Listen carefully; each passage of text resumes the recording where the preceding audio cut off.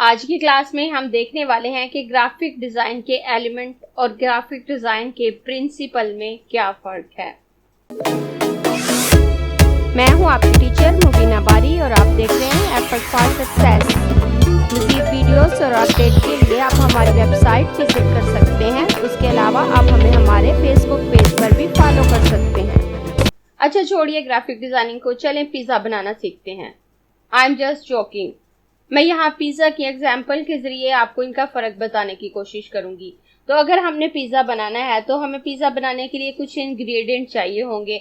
कुछ ingredient pizza dough बनाने के लिए चाहिए होंगे और कुछ इंग्रेडिएंट्स उसके गार्निश करने के लिए चाहिए होंगे। तो जो इंग्रेडिएंट हमें डो बनाने के लिए चाहिए होंगे उसमें हमारे पास flour, sugar, salt, oil, baking powder, yeast और वाटर शामिल हैं। तो जब हम डो बना लेंगे तो हमें पिज्जा की गार्निशिंग के लिए क्या चाहिए होगा? पिज्जा सॉस, कुछ वेजिटेबल और चीज जो कि कंपलसरी हैं। और उसके बाद उसमें हम अपनी मर्जी से कुछ भी ऐड कर सकते हैं। हम उनमें चिकन ऐड कर सकते हैं, तो वो चिकन कबाब की सूरत में हो सकता है, टिक्का की सूरत में हो सकता है, फ्राई बोटी हो सकती है, ऑलिव शामिल कर सकते हैं उसमें, एग शामिल कर सकते हैं उसमें। इस तरह से हम अपनी मर्जी से उसकी गार्निशिंग कर सकते हैं। ये तो आपको पता चल गया कि पिज्जा बनाने के लिए हमें क्या इंग्रेडिएंट चाहिए और आपने ये इंग्रेडिएंट मैनेज भी कर लिए। बाजार से ले आए या आपके किचन में ऑलरेडी मौजूद थे, आपने तमाम इंग्रेडिएंट कलेक्ट कर लिए। तो इन इंग्रेडिएंट को कलेक्ट कर लेने के बाद क्या आपका पिज्जा अच्छे से बन जाएगा? यकीनन नहीं। आप प्रॉपर इंग्रेडिएंट शामिल करते हुए आटा गूंदेंगे, उसको बेलेंगे, उसकी रोटी बनाएंगे, उसके बाद आप उसकी गार्निशिंग करेंगे। गार्निशिंग करने के बाद आप उसको बेक करेंगे और प्रॉपरली बेक करने के बाद आप उसको कटिंग करने के बाद सर्व कर सकते हैं और आपका पिज्जा सर्व करने के लिए रेडी होगा। तो अगर हम बात करते हैं एलिमेंट और प्रिंसिपल की कि इनमें क्या फर्क है, तो ग्राफिक डिजाइन के एलिमेंट बिल्कुल वैसे ही हैं जैसे कि पिज्जा के इंग्रेडिएंट, और उसको बनाने के लिए जो रेसिपी आप फॉलो करेंगे वो प्रिंसिपल होंगे। उसमें से आप किसी भी पॉइंट पे अगर मिस्टेक करते हैं तो आपका पिज्जा अच्छा नहीं बनेगा। तो इसी तरह से हमें एलिमेंट और प्रिंसिपल का पता होना जरूरी है, क्योंकि एलिमेंट वो तमाम इंग्रेडिएंट हैं जिनकी मदद से डिजाइन बनाया जाता है। लेकिन उन इंग्रेडिएंट को कैसे पेस्ट करना है, उनको कैसे यूज करना है, उसको बकायदा प्रिंसिपल के जरिए सेट किया जाता है ताकि एक अच्छा मास्टरपीस तैयार हो सके।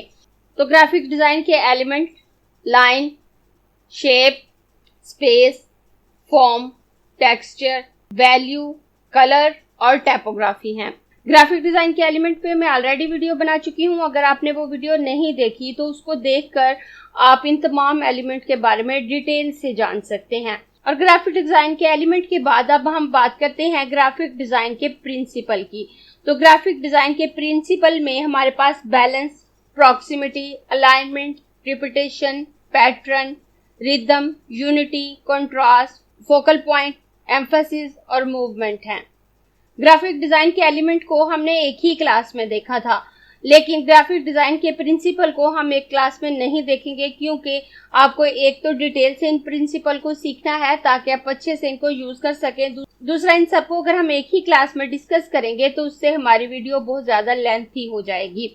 इसलिए इन तमाम प्रिंसिपल को मैं आपको तकरीबन 5 वीडियो में कवर करवाऊंगी। बैलेंस को हम एक वीडियो में देखेंगे, उसके बाद प्रॉक्सिमिटी और अलाइनमेंट को अलग वीडियो में देखेंगे, उसके बाद रिपीटेशन, पैटर्न, रिदम और यूनिटी, इन 4 प्रिंसिपल को हम एक क्लास में देखेंगे।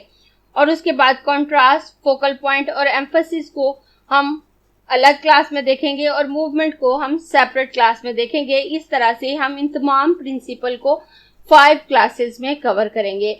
आई होप आपको ग्राफिक डिजाइन के एलिमेंट और ग्राफिक डिजाइन के प्रिंसिपल में डिफरेंस पता चल गया होगा। In simple word, graphic design के एलिमेंट आपके डिजाइन के इंग्रेडिएंट हैं और ग्राफिक डिजाइन के प्रिंसिपल आपके डिजाइन की रेसिपी, जिसको फॉलो करते हुए आपने उन एलिमेंट को यूज करना है। और इन प्रिंसिपल को अच्छे से जानने के लिए मेरी 1 बाय 1 आने वाली तमाम वीडियोस को फॉलो करें ताकि आप अपने एलिमेंट को प्रोफेशनली यूज कर पाएं, अच्छे से यूज कर पाएं और आपका डिजाइन एक प्रोफेशनल डिजाइन बन सके। अगर आपको ये क्लास पसंद आई है तो लाइक कीजिए, अपने दोस्तों के साथ शेयर भी कीजिए ताकि वो भी सीख सके। आप अपने क्वेश्चंस और व्यूज नीचे कमेंट बॉक्स में लिख सकते हैं। और अगर आपने चैनल सब्सक्राइब नहीं किया तो प्लीज सब्सक्राइब कीजिए ताकि आपको आने वाली वीडियोस का नोटिफिकेशन फौरन से मिल सके।